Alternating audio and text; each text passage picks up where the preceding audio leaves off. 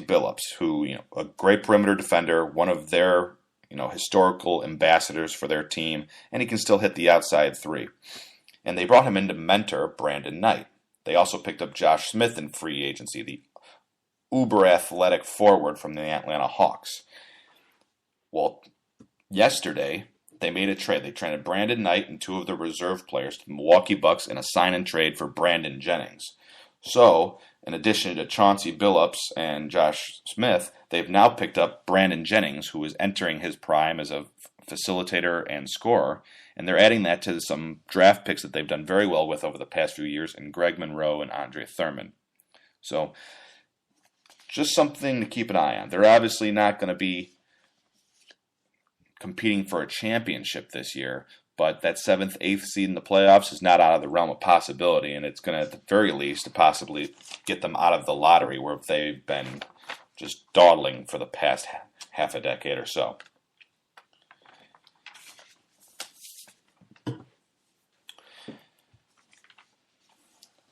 Moving on to our final topic is the Breakout Player of the Year. And that's brought to you by Phil's Sports Bar and Grill. Looking for a great place to watch the big game? Check out Phil's Sports Bar and Grill in Brookfield, Illinois. Sitting directly across from the train station on Prairie and Burlington Avenue, Phil's features daily specials, 10 TVs, and the best food you can find. Don't want to miss out on your fantasy updates? Phil's has you covered with complimentary Wi-Fi. Go to Phil's Sports Bar and Grill today. As I was saying, we've got the breakout player of the NFL, and you're going to be surprised by this one. He's on the Browns. The Browns. When have they ever had a breakout player? And it's going to be Trent Richardson. Well, that's not much for prediction. After all, he's in his second year. He's from Alabama, a first-round draft pick. How is that a bold prediction? Because I'm not talking about a 1,000-yard, 8-touchdown season. I'm going bold. I'm talking potential MVP. I'm talking 17 to 1,800 yards and 18 to 25 touchdowns. That's all. We got one goddamn hit. Don't worry, nobody's listening anyway. Listening or not, it's my bold prediction. Trent Richardson is going to compete for the MVP award this year, and I'll give you several reasons. First reason, Adrian Peterson proved last year that a running back can still be the focal point of an NFL offense. And he did it with a very substandard team, an aging defense, and a very mediocre quarterback in Christian Ponder. If he can do it, then any running back who is at an elite level can do it as well. And I believe Trent Richardson, with his size, strength, and speed, is an elite running back and is going to prove it this year. Secondly, the Browns have made a lot of upgrades quietly. They haven't had the splashy signings or the splashy free agency, but they've done a lot of things to improve, including signing Paul Kruger, linebacker for the champion Ravens, including the signing of Devon Best, who was one of the most underrated slot receivers in the NFL past few years. They've got the most underrated offensive line in football that's anchored by Joe Thomas, the best left tackle in football. And they've got that first-round draft pick of Barkevious Mingo at linebacker, who's one of those super athletes who can do things that you wouldn't even imagine on a football field. And they've got a quarterback battle in camp that's going to serve them well because it's going to bring out the best of both players. You've got Jason Campbell, who's entering his 9th year, and even at the age of 31, he's a young 31 because he's been bounced around the league. He's had a lot of systems, and he's been backup or shared his starting role with several quarterbacks. So he hasn't taken as many hits as a lot of guys who reach 31 in the NFL have.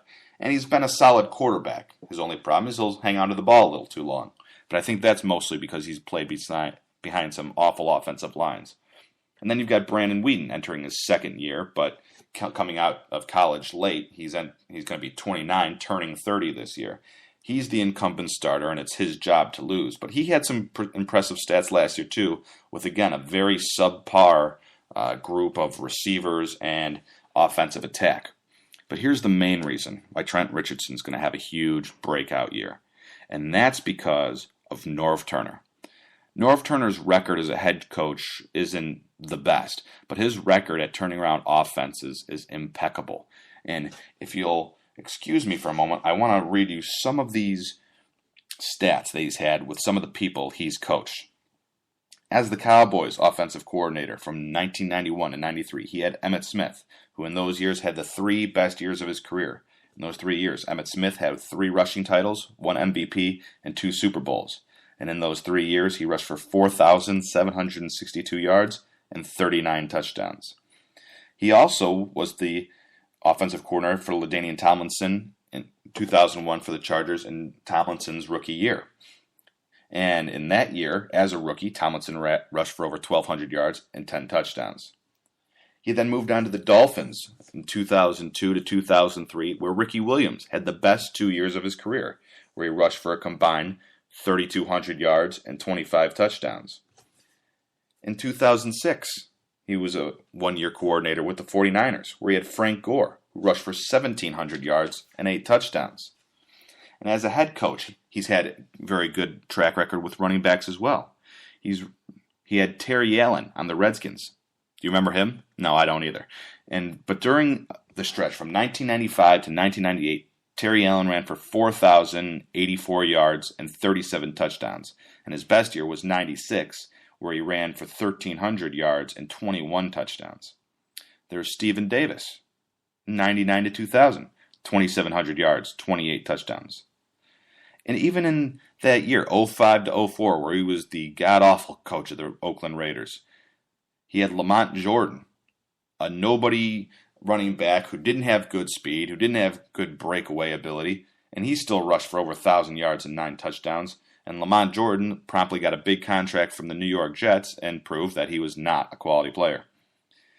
And then in his final coaching stop with the Chargers, Norv Turner was there from 2007 to 2012. He won 3 division titles, had LaDainian Tomlinson for the last 3 years there in San Diego, where he rushed for 3,300 yards and 38 touchdowns in those 3 years, and where he was the first one to discover the use of Darren Sproles, who's now become the model for that Weapon X in the NFL, where the Saints turned him into the all-purpose offensive weapon and that teams are desperately trying to copy.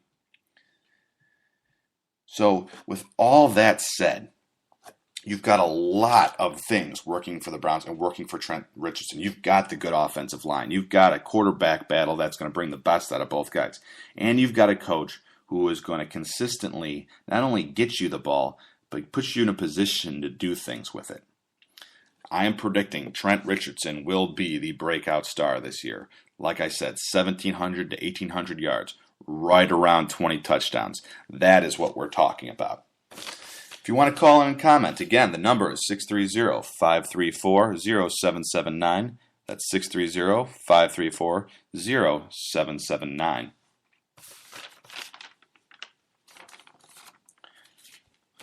This just in, we've got another update for the baseball trade deadline.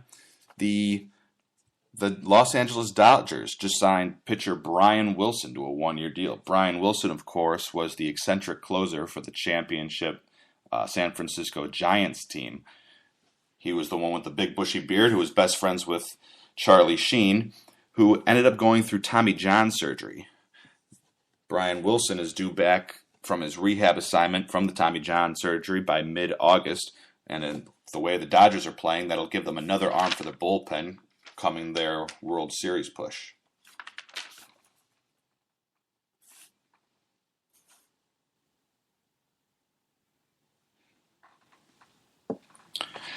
Also announced today were some interesting changes to the Pro Bowl. For those of you who know, I've ranted against all-star games, and I've been a big advocate of their need to change. There's been a lot of things in the all-star games that have just degenerated, that have left us all wanting something more out of what we get from the all-star games. And I don't think we should do away with all-star games. I think they're a lot of fun. There's a lot of potential out there to have a great entertainment value. But sports need to do something about it to bring it out. And today, the NFL have started doing some of that. First, they're going to change the rosters to 43 men, which is fine. We only want to watch the major stars anyway. We don't need full 55-man, 60-man squads. They're eliminating the kickoff, which I'm a little disappointed with because some of the most exciting things in football are the kick returns. But we get that. They're doing their whole safety thing, so whatever. But here's the big change. Instead of doing their standard vote and put in on each side, they're doing a fantasy draft type thing with 2 captains. And the 2 captains that they've announced this year are Jerry Rice and Deion Sanders. This is exactly the type of thing that we've been talking about trying to make things more fun and more user-friendly. You've got 2 Hall of Fame guys, and especially one as colorful as Deion Sanders, and now they're going to do a fantasy draft between themselves with the league. That could be really fun. And when I say do a fantasy draft, we're not talking one's picking from the AFC, one's picking from the NFC. No, they're picking from the entire league. So it's not going to be AFC versus NFC anymore. It's going to be all the best players in a very interesting mix and match of talent on the field. So you're going to get guys who have never played with each other, and some who probably never even played against each other, unless you're Peyton Manning, who's been around forever. So it's a step in the right direction. And we've still got a bit of off-season left, so there's still more changes that can be made for the upcoming NFL season.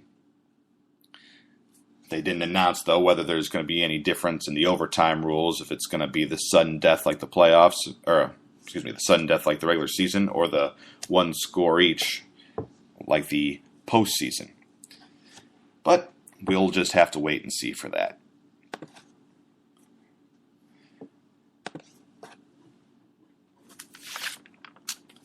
In the coming weeks, we're going to have some interesting topics, including a full rundown of the NFL, predictions for that, the outcome. We're going to be talking about the NBA offseason a little bit before that gets started. And then, of course, once preseason starts, we'll be covering football in much more detail. And then also, we're going to be carefully watching the Major League Baseball playoff race, because there are some teams that are really coming down to the wire. The Boston Red Sox versus the Tampa Bay Rays. There's going to be the whole NL West with the Padres, Dodgers, Diamondbacks out there all competing for a spot. And then we're also going to be watching how some of this biogenesis scandal plays out and what players get suspended. For some teams, it won't matter, with the Brewers, Ryan Braun going down. But then again, for other teams, you've got the Tigers, who've got Johnny Peralta, who's probably going to be suspended for the rest of the season, if not until next season. So a lot of interesting things there to keep our eye on. So tune in next week, every Wednesday at 3 p.m. The CSBS airs live at 3 p.m. every week, right here on Spreaker.com.